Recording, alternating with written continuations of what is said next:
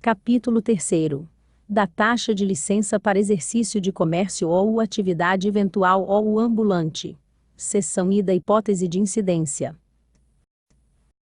Artigo 251. Considera-se como hipóteses de incidência da taxa. Inciso 1º. O comércio ou atividade eventual, o que for exercido em determinadas épocas do ano, especialmente por ocasião de festejos ou comemorações, bem como os exercidos em instalações removíveis, colocados nas vias ou logradouros públicos, como balcões, barracas, mesas, tabuleiros e assemelhados. Inciso 2º. O comércio ou atividade ambulante, estabelecimento, instalações ou localização fixa, que for exercido individualmente, sem estabelecimento, instalações ou localização fixa. Seção 2ª. Do sujeito passivo. Artigo 252. O sujeito passivo da taxa é o comerciante eventual ou ambulante, sem prejuízo da responsabilidade solidária de terceiro, se aquele for empregado ou agente deste. Seção 3ª. Do cálculo da taxa e da arrecadação. Artigo 253.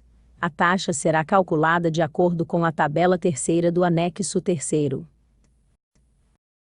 Artigo 254. A taxa, que independe de lançamento de ofício, será arrecadada no ato do licenciamento ou do início da atividade. Parágrafo único. No caso de eventos que tenham funcionamento regular, a taxa poderá ser cobrada por período, conforme dispuser norma regulamentadora. Seção 4ª. Das disposições gerais. Artigo 255.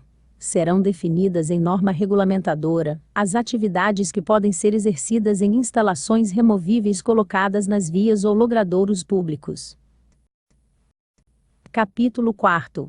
Da taxa de licença para execução de obras. Seção I da hipótese de incidência. Artigo 256. A hipótese de incidência é a aprovação de projeto e fiscalização de execução de obras. Seção 2ª. Do sujeito passivo. Artigo 257.